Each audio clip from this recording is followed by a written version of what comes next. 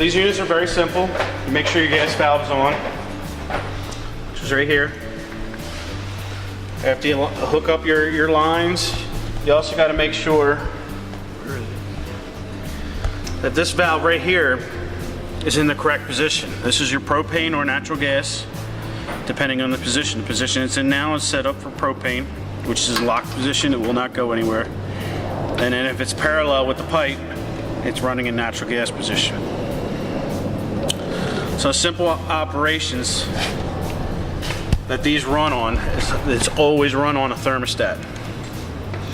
So you make sure your thermostat's set to the temperature that you want to set, and just very simple, start or stop. So you start the unit, you'll hear it click, and it'll fire.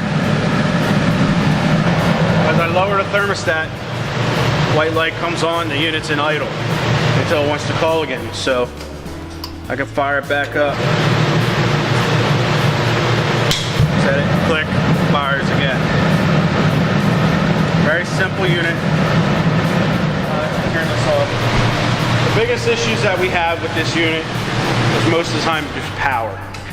We don't make sure that, since they run on a higher amperage, that we have to make sure that we use 10 gauge wire on these, or you'll get an overload on the motors.